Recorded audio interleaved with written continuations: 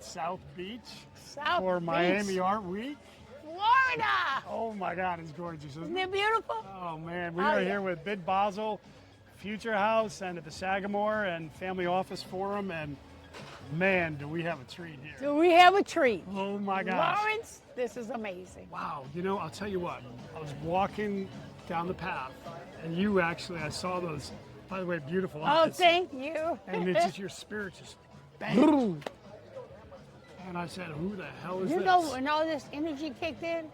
Tell me. Well, I always had energy, but it started kicking in on a high level when I was 62, between 62 and 65. It's just a rush came in. I was already hyper. So that was a couple years ago? Yeah. A few years ago, so a 62 few decades ago. Yeah. All right, so 62, tell me what it was like, what's that rush? It was amazing. I think it was the time that I got rid of stress and concerns and confusion. I got rid of it, and I really became to understand what my mission is. Wow, Yeah. that's awesome. Yep. So it felt like letting go of like an undue, no need for the stress that things were small. I got rid of everything, just came to a point, and all of a sudden, it took a little time. I started Did something happen? Was there like something happened. I began to forgive people, forgive them for the things they put me through, all the stress people. It was like all the bad things and the negative things that hit me. All of a sudden, as a learning process, I just forgave it and accepted it. It made me a better person. That's beautiful. Yeah. All that baggage, you know, that we hold on to, it's, look, we all go through it. I certainly am I'm a project myself, and you think about, you know, those people who do those bad things to you. Yeah. You know, the logical question is, why would you want them to continue to do bad things to you Yeah. and hold on to it, right? And that's part of letting go, right? In 2018, I got my doctorate degree of theology. 2018. Yeah, and I became Dr. Khalilah Camacho Ali. Hold on.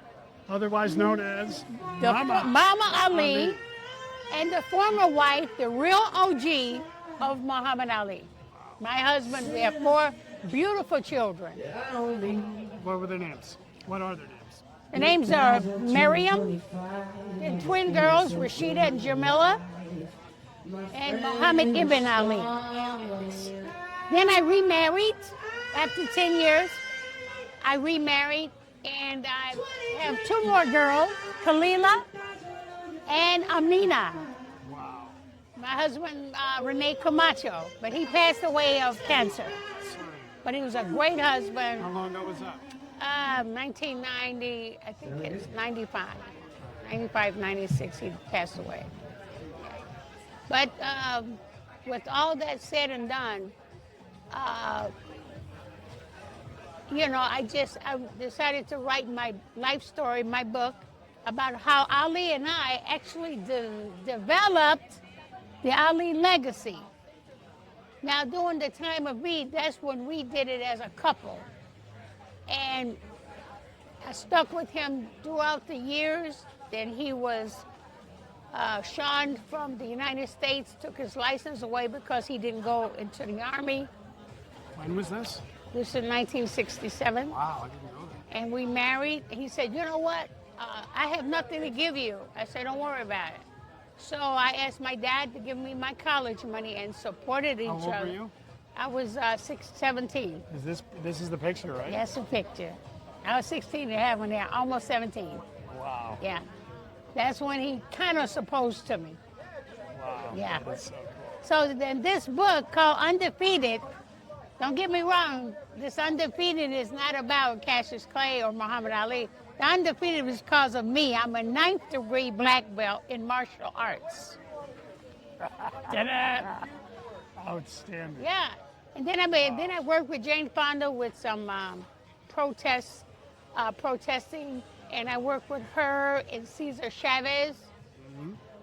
because they wasn't giving farm workers enough pay. They would give $2 for 17 hours of work. And so we worked on that. And then Jane decided, say, I would like to do a movie with you. Knowing Jane Fonda is a woman of her word, I went and asked Dustin Hoffman, I said, who is the best acting teacher there is? I want to prepare myself. And he said, when was this? Give me what this time is about? 1978. 78, okay. I was 28 years old. Wow. And I went to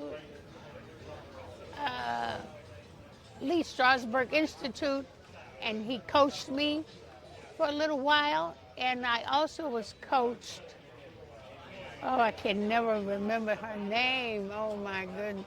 That's what age does to you. It comes in spurs Yeah, of the but moment. I think. Stella Adler.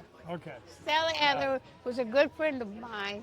She lived in New York, and she studied the Stanislavski's method acting, and I learned so much from those two people. I was going to say, you probably I learned learned so much. We could just sit here for hours talking about it, but what are... Acting is not easy. No, what are some of the core things Yeah. that you learned?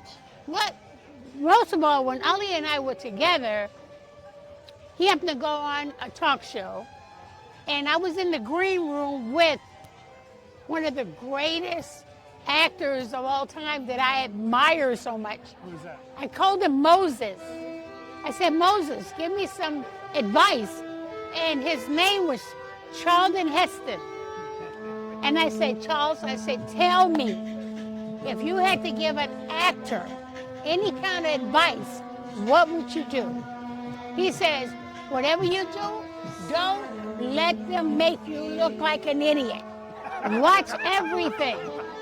And it saved my life. So give me a little bit more on that. Yeah, 'cause that sounds really it saved my profound. life. I put that in my head. It just by him being Charlton Heston alone, I was so grateful and thankful that I was able to meet him. And then he gives me advice, and he was serious. So what does that mean? How did you translate that? I 'Cause, you can look at that as kind of funny and sarcastic or really deep. No, and that's how you took when it. he said, don't let actors make you look like an idiot. In other words, it happened to me later on when I had a play at Drury Lane Theater at the McCormick Place in Chicago. Huge theater. First time ever on stage and I played. First time ever on stage. Yeah, and professionally. And I played my husband's fiance. It was kind of Come Blow Your Horn, which Frank Sinatra and Barbara Rush did it in a movie, and we did it as a black comedy. And Jamon Wilson was supposed to be my fiance. And I had bought him, I was a rich woman, and I bought him this beautiful hat, furry hat. It was in the box, and I took the head out the box, and it was as a rehearsal, and I saw how furry it was, like fox fur. It was a beautiful hat, because we was going to go to the Poconos on our honeymoon. So I took the head out the box and did all this in rehearsal. He wasn't even there. He didn't come to the rehearsal at all. I had to learn his role and everything. Oh, wow. I don't know what's wrong with that man. Anyway, it didn't bother me. I adapted. But yeah, you just I adapted. So when I got on stage, for that moment, and I opened the box, it was a rubber chicken in the box. A rubber chicken. Yeah. And I go, flashback, Charlton Heston, don't make yourself look like an idiot. So instead of me taking the head out the box, I continue and said, honey, this hat is beautiful. It's furry. It's warm. And I'm not going to let you see it until we go on vacation. And I put the hat on the box on the table. I said, how you like those apples? Thank you, Charlton Heston. I love you. Thank you. See, this is what I'm talking about. Got it. That's what. And the second time it happened when Jane Fonda. There, Yeah. on edge. It making came sure- to me 'cause it just like could've that. been- Yeah. It could have been a disaster. So Oh, the other the guy, second time. well, at the same time when we did the play, he did it to everybody on stage.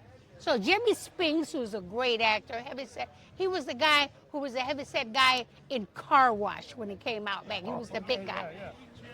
Jimmy Spinks, great actor, great professional. And he got on stage, he was supposed to give a toast to Demond. And he drank some whiskey. And he took a little shot of whiskey. And it was real whiskey. Demond had switched real whiskey, not tea. It was supposed to have been tea in the bottle. He put real, and he put it down and split it all over the table. I said, see, he should have had He should have been able to somebody should have gave him some advice. See what I'm saying? That's how things happen. And then also, when I got Those are ready. great lessons. Yeah, great. It just Really, came to me. But everything in life. Yes. Because- And it was so helpful. Wow. That was a great man. So then, I'm with Jane Fonda to do the movie China Syndrome. Jane Fonda is an anchor woman. Jack Lemmon is a guy who runs the power plants. Michael Douglas is the cameraman. And Jane Fonda is known in the movie to be late all the time. So we never know if she's going to show up or not, you know, because that's her thing. So we're standing there. I'm the director in the newsroom going, I'm standing here. I says, wait a minute, director, wait a minute, hold it. I said, we don't know if she's going to make it, right? So how come I ain't got nobody to take her place in case she doesn't make it? So I have nobody here. It's empty here. I look stupid. He said, well, we ain't got time to get an actor. I said, Michael Douglas, can we use your wife? All she has to do is just stand there with papers in her hand, just in case Jane Fonda don't show. He said, James Bridges, the director, said, you would be a great director. You would be great in film. He said, you're absolutely correct. It is a void there. And then she stood there. She was getting ready to go on. Jane Fonda pops out. I don't know where. I said, thank you. End of story. See? So preparation. You Plan B, have to right? prepare yourself. Tell me about how you take that through life. I know you do. I always take that through life, but I didn't know in the movie industry that would happen. Oh my God, we got music today. All right, hold on. Hold on. How long is this gonna last? We can get up and dance. if I did that. Can you we can go. you hear me? Yeah, Let's keep going in case let's keep they're rehearsing. So so I take things like that in life all the time, and I'm grateful to meet these great actors. And I'm gonna continue the acting world. Are you? Right now. I'm an What are you actor. doing? I'm an actor and a producer. I'm working on a movie called Pure Justice. I play a sergeant in the police department, and I have detectives. We're shooting it, God willing, next year. Very nice. All the screenplays written and everything. Yeah. But what a lot of people don't know about me, I'm also a pilot. I fly planes, and I have a company in California, which is called Flight Compton, and it's right out of Compton. And I inspire young boys, girls, black ones, to learn how to be pilots. Whoa. I've been flying here since I was 22. Yes. What kind of planes you fly? 1 engine, 2 engine. Hell, I'm a crop duster. Ooh, that's You good. should have seen how many fills I put in the Treetops. wrong shit. Right? I just throw the wrong stuff in there. You got different things you I call said, "Oh my God!" You remember the movie? choices Do like you, when you crop do you dust? remember the movie Independence Day? Yeah, Independence yeah. Day. Dennis Quaid. He was a crop duster. He was flying all over the place. That was me. That's you. There you go. Wow. And I'm an honorary member of the Blue Angels. Oh, wow. Yeah, they took me up in a jet. They didn't know who they didn't know who I was. They have a thing of scaring people by dropping 1,500 feet. You see what they do? And I didn't say nothing. He came and my uncle said, "Go on in there." I said, "Don't tell him who I am." He tell him that. And he dropped 1,500 feet. Dive. I said, is that all you got? And they go, oh shit, we got a pilot. We got a pilot. I said, you check your 6, because I got mine. So I love flying. It's safer up there than it is on 95, trust me. Yeah, right? Yeah. A lot more space. I love to fly. It was just amazing. Just getting in a plane and just flying. It's like you're free. Yeah, it's just free as a bird. I flew from, I was in Malaysia one time, and this king's son, Jahalan, he had a plane, and we flew over from Malaysia to Indonesia, where the Amazon jungle was, and the most beautiful sights you ever want to see. Amazing, amazing. Wow. So, you've lived so far such a beautiful, amazing life, and you got such a great spirit. And the book that we have. That's what I want to talk about. Yeah, the book. So, what will people know in this book? What will they learn? Hold on, maybe we should. Okay. Hold on a sec. Okay.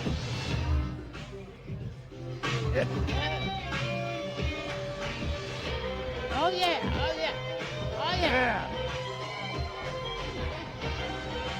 Yeah. Look at him jamming. Yeah, baby. Woo. Yeah.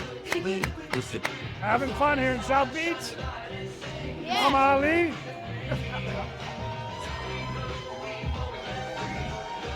Oh, we're gonna have some fun today. He's warming up. Mama Ali, thank you Yeah. so much. It's very special. Okay. And I got to say, one of the things that's so beautiful is that you can be in, with one of the most amazing, powerful humans, Muhammad Ali, Yeah, and have your own incredible power. that's right. Right? I mean, because that Absolutely. doesn't always happen.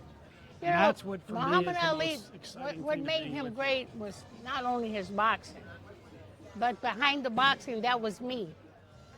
Usually is a good Yeah. woman, right? Yeah, I'm Tell the me one. more about that. I'm that's what's in the book, because when we married, he had lost everything. But I was the one that provoked a lot of his.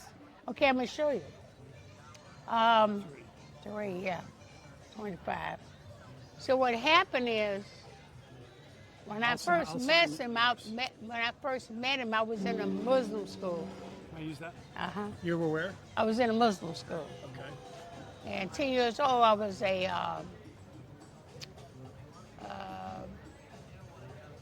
valedictorian, honor student, very smart. And I grew up in the house of the Honorable Elijah Muhammad, the leader of the Nation of Islam. I went to school with his grandchildren, and I also taught the women and girls self-defense, because at the time I was 10, I was already a 3rd-degree black belt. By the time what, 10? 10. I started at 5. Wow. But and when the Honorable Elijah Muhammad, the leader of the Nation of Islam, when he would have dignitaries come to his home, I would be serving tea and coffee and watching them as an undercover security person. Really? They never expect there to be a woman, so I would serve the tea and coffee. And if they had to go anywhere in the house, then I would take them. Now, we have many guests that came to see him.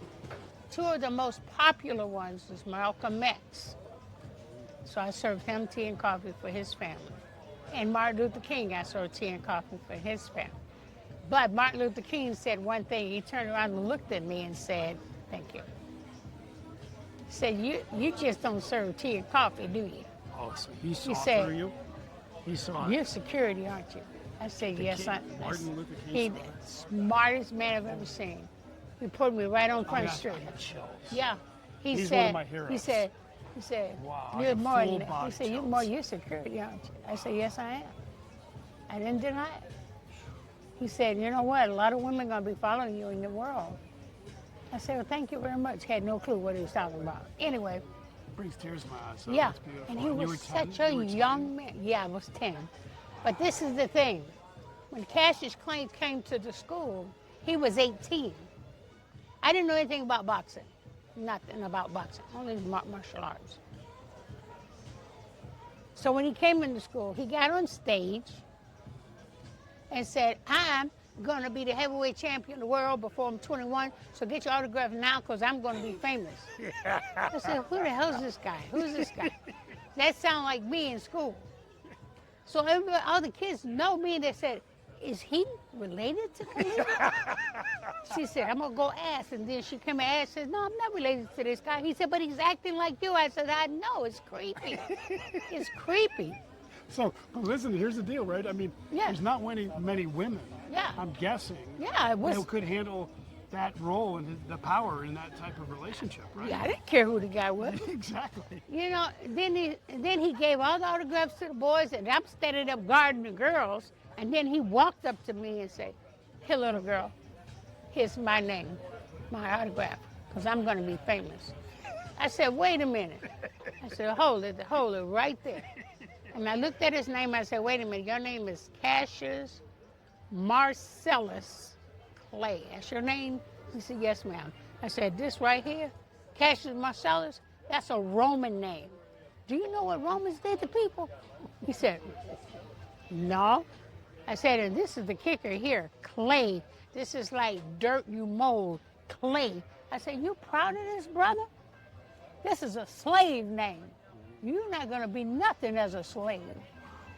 And he said, what?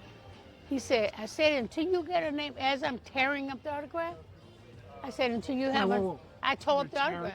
As I tear it up, I said, until you have a name of honor, until you have a name of respect, matter of fact, until you have a Muslim name, you're not going to be famous with this. Take that back with you. I don't want it. Keep it. He got upset. She told him my name, man. She told him my name. He said, wait, hold on. Let's remember again. How old were you? 10. And then he said, who is she? She just told him my name. He said, that's Khalilah. She's the princess of Islam. You know, she's just trying to teach you something. He said, yeah. Well, how old is she? 10. 10? She's 10. Where's she at? Where's she go? He said, man, you don't want to go with that. They're virgins. They don't speak to brothers or men. Well, she had plenty to say to me. She called me dirt. He was upset for a long time. He was 18. Wow. He was really upset. I drew his attention. So that was the target that was on my forehead for a long time. And he kept going on, and then I started reading about this Cassius Clay fella, and I started reading about how, and the training expert, all the training was like immaculate. I said, I trained like that in karate. This guy is incredible. And he wrote little poems that call people names and everything. Wow. All right, so I want to finish up with this book because I just know, first of all, I'm very excited about reading it because I'm really excited about learning about the power behind the story. Yes, sir. And I know so many other people will. So could you give us just a couple highlights? The highlights is in the beginning, they didn't have social media like this. You know, I had to have all the news people, Dan Rather, Walter Cronkite, you know, Charles Burkhardt, people like that. They would put it in a phone book. And when he was in court with the Supreme Court, he either would go to jail and pay a $10,000 fine for not going into the Army, or he'd be free. And I knew, that was it. Yeah, and I told him, I said, honey, sweetheart, I know you don't have any money, I know that, but we need to be together so I can support you. Because when they're not going to put you in jail. They would rather make money off of you before they go to jail. He said, how do you know this? Follow the incentives, right? People. You have to know people. And plus, the Jewish people did not go to these wars because of their religion. So in our religion, it's the same thing. This is why he followed our religion, you know, to believe in that. That's why. That's how it started. And he became Muslim because of me and my crazy ways and everything. They was trying to get him to join and they wouldn't do it. But when I came up to me and when I took that autograph, that did it for him. So tell me with... But Scott, when I saw him, and 14. Yeah, yeah. He came back again. That's what I to wanted to school. know. Yeah, Right. he came back You saw me in again at 14. At 14. Then I was upset because I heard Sonny Liston say on TV, I'm going to knock out that black Muslim. We're not black Muslim. We don't come in colors. You know, I don't like this guy. So I wrote a poem for Clay to tell Sonny Liston. There you go. I wrote a poem for Clay. And the poem, and then I wrote it on a brown paper bag. And I go to myself, am I stupid?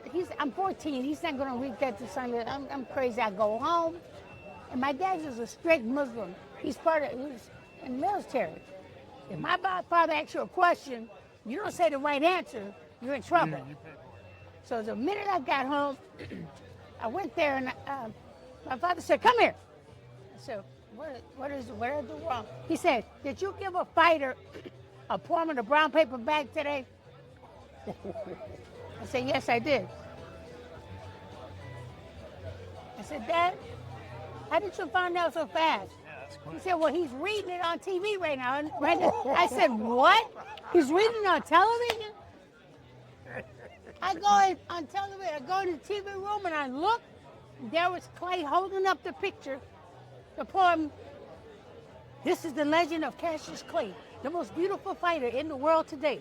This fight's great. He's got speed and endurance. But if you're trying to decide to fight him, increase your insurance. This kid's got a left. This kid's got a right. Look at the kid carrying the fight. All the crowd is getting frantic. There's not enough room. There Ali lowers the boom. Who would have thought when they came to the fight, that was the upgrade? Who would have thought when they came to the fight, they see a spook satellite?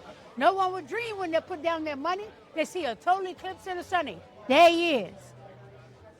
He made my point famous. I went back to school. Oh, he made your point famous. He made you.